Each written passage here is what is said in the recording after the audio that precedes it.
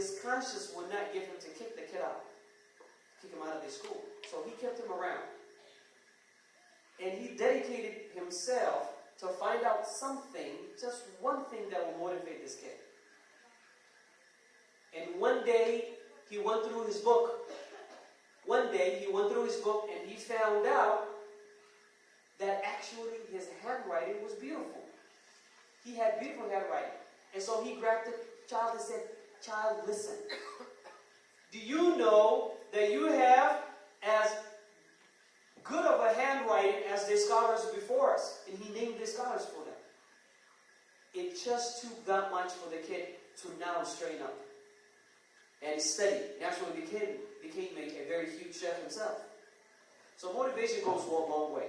Words just go a long way. Words go a long way. If Rasulullah sallallahu alaihi wasallam says, "Afshu salama bainakum," what would you think? Because saying salam to your brother, it does something to the heart. It actually calms the heart. So self-efficacy, or students' beliefs about their abilities, is seen as a large contributor to motivation. And we can take part of that. You just tell the child, "You can do it. I gave you one page of Quran to memorize. You can do it."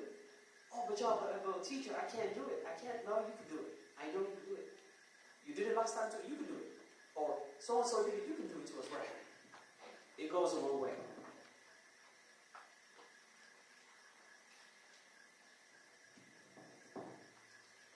And according to researchers also, home is really where the heart is. Okay, so the house has to be fitting for the kids to learn. And also, the parents' involvement is something we can't take out of the equation. It's just simply and equally important as really the child's ability to learn. So parents' involvement. We run a madrasa at the north. And when we opened up our madrasa, we had meetings with the parents. We said, "Listen, you guys need to be with these kids. Just because this kid comes to me Saturday and Sunday for a few hours doesn't mean I can teach him everything. Learning has to be taking place at home."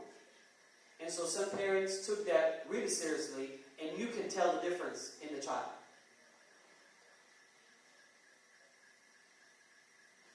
So let's get into the food. Food, really, when it comes to this notion of food, we have to take our time when cooking.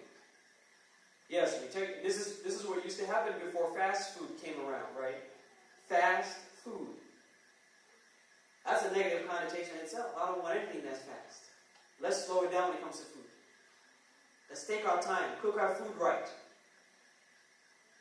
We need to know where our food is coming from, obviously. Alhamdulillah, we're Muslims, we eat halal food. No concern there.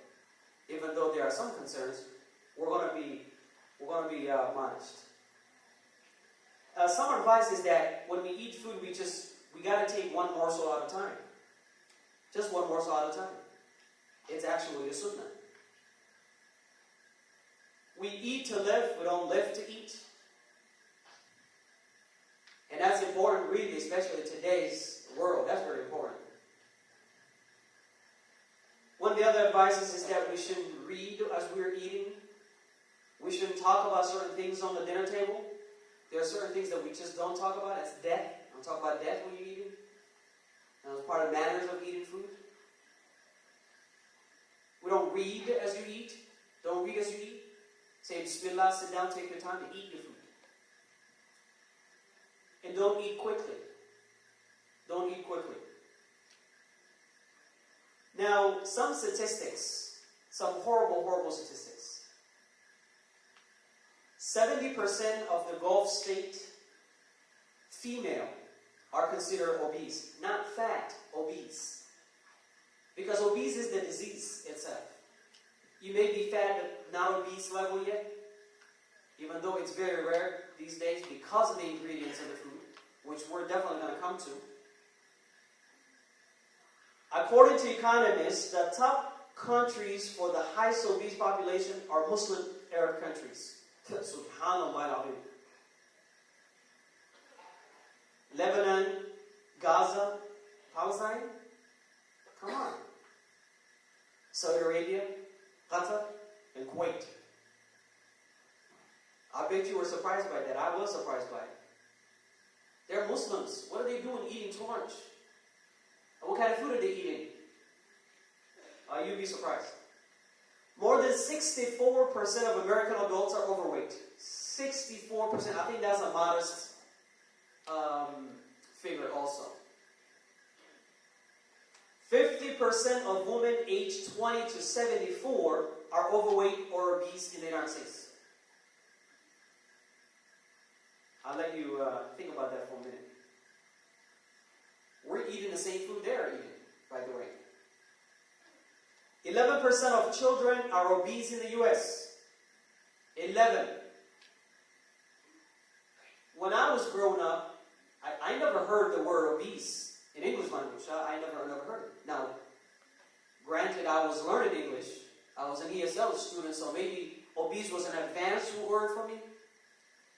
But man, I never heard obese. A child obese? No. Child obesity was non-existent. And this was just like 22 years ago. Obese pregnant women are more at risk of dying, suffering heart disease, miscarriage, diabetes, infections, and blood clots. Now I encourage you guys to take a look at these researches because it is staggering. It's amazing. So, I mentioned earlier that we really are no different. We're eating the same food that these people are eating. So, there is this word, GMO or GE, which you guys have heard of. This is genetically modified organism, or this is genetically engineered food. So, we're going to talk about what those are and how to really avoid them as well. Let me read this article. I grabbed this from an article. Result of a laboratory process where genes from the DNA of one species are extracted and artificially forced into the genes of another, of unrelated plant or animal. It's also, this GMO, is also the foreign genes may come from bacteria, viruses, insects, animals, or even humans, by the way. Because this involves the transfer of genes, GMOs are also known as transgenic. Now, right now actually, they're working on doing this process to salmon and seal. Let me repeat that. They're taking the DNA of salmon. Who likes salmon here? I do. I do too. We better enjoy it now because it's not going to taste the same. They're actually in the process of doing that. They might have already done it. They're putting this together. And so we're going to be eating seal salmon. I think that's what they're going to name it, seal salmon. Currently, commercialized GM crops in the U.S. include soy, 94%. Soy is 94%. So the likelihood of you picking up something from the grocery that has soy is pretty high. And the likelihood of it being a GMO soybean is also staggering. 94%. Corn, 90%. Canola, 90%. Sugar beets, 95%. Corn, 88%. So all of these are foods that have been genetically modified, that have been genetically engineered. So why should you care, by the way? Why should you care that this is GMO? Well, number one, it's not natural. It's not natural. It's not natural for human consumption. That's number one. But number two, the GMOs are linked to having a toxic, very toxic elements in them that cause harmful things in our bodies. The effects on humans of consuming these new combinations of proteins produced in GMOs are unknown, and have not been studied, but they've studied in the animals. Some of these animals that they feed the GMO food actually do die after some certain period of time, like 3 weeks. You know, the rat, the mice, and the maze thing. They give certain GMO food to one and natural organic food to other, and they monitor the progress, and always the ones that were fed the GMO dies in 3 weeks.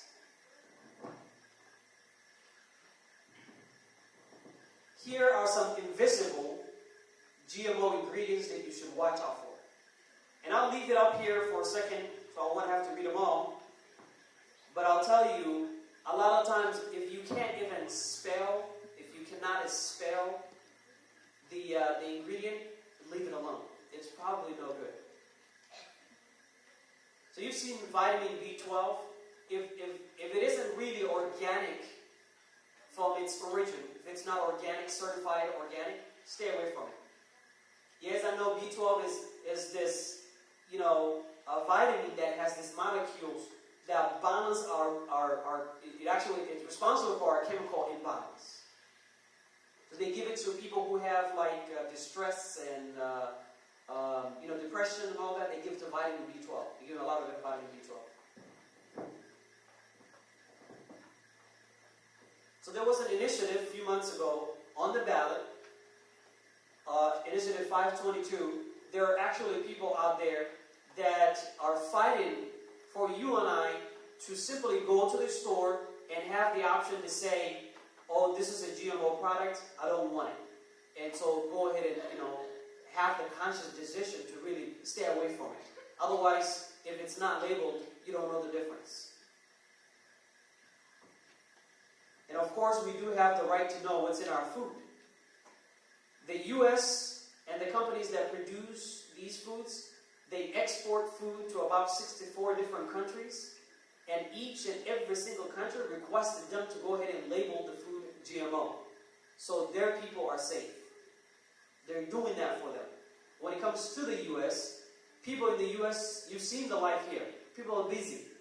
You're a college student, or maybe you're a father, you're working. You really don't care. You just want to go ahead and grab some food and run and go. You don't have time to read all these ingredients and stuff. So they're taking advantage of that. And also it's because not a lot of people are active. They're not active in the sense that they want to go ahead and question about their foods. They want to know the origin of the food.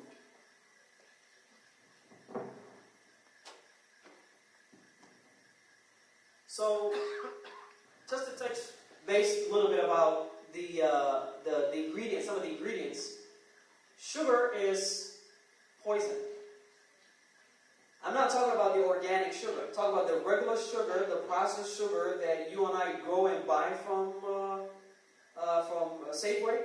It's poison. I tell you right now, it's a poison. So there's this disease called leaky gut syndrome. The leaky gut syndrome is basically your stomach getting opened, and all the toxins that you put in your body goes in there. So picture this, and I don't have a graphical representation of it, but I'll try and see it. Hopefully I won't stumble upon words and confuse you. But picture this, you have your stomach. Around your stomach, Allah subhanahu wa ta'ala puts a wall. This wall protects any toxins that's coming into the body. When sugar gets into your body, it actually penetrates that wall. It digs a hole into that wall and gets right into the bloodstream. And once it's in the bloodstream, you can only imagine blood clots, high blood pressure, diabetes, all of that. And you can't repair that gut, that leaky gut. You can't repair it but with organic food.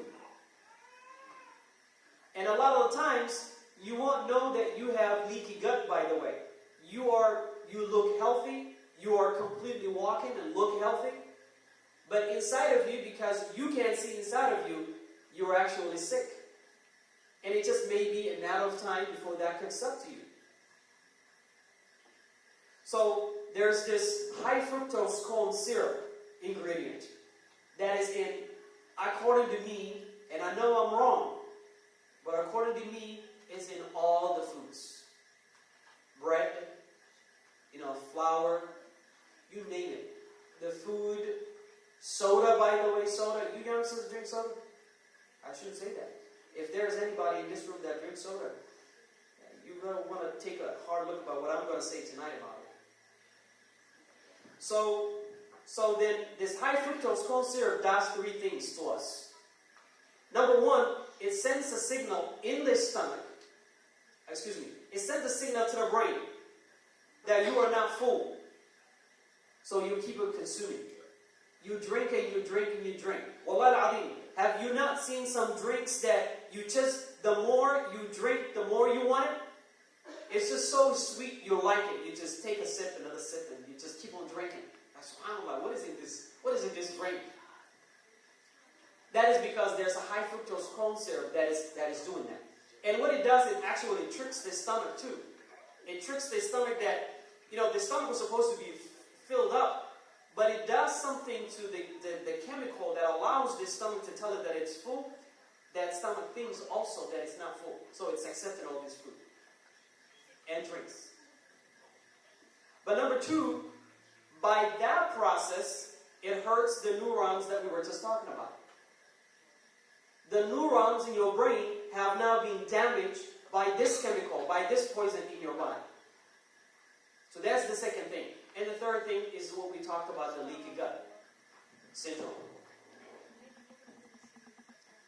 There's another one that is absolutely linked to cause cancer. It's called partially hydrogenated oil. Partially hydrogenated oil. And I don't know, maybe I can give this presentation to Brother Frido or Ustad Lahan to distribute to people if they're interested in. There are the links that you can go to also read up on this and study up a little bit, and inshallah save your family from these foods, these ingredients. In the soda, we talked about that already. So, I went online, and I never really understood, when you take a soda, you look at the ingredient and say 44 grams of sugar. They hide it in that, because in the grade school here, they don't teach you about the conversion of grams and that. I've taken a chemistry class in my first year of college. I don't remember what we learned, really, to be honest with you. But I don't remember anybody teaching me about the conversion of grams into maybe pounds or any other conversion. So I see 44 grams. I don't know how big 44 grams is. They said, and they are the scholars of this field, that the average person is supposed to consume only 10 spoons of sugar. Only 10 spoons of sugar. But unfortunately, what happens is, the average person in this country consumes about 137 spoons of sugar. We were supposed to only have 10 sugar the entire day, in any given 24 hours. But we consume 137. That's what causes these problems. Another problem that you should be careful of when it comes to sugar, which is the biggest problem, again I'll repeat, is the biggest problem, is that also carbohydrate, when it goes into your body, turns into sugar. So things like bread, you eat bread, if you're avoiding sugar,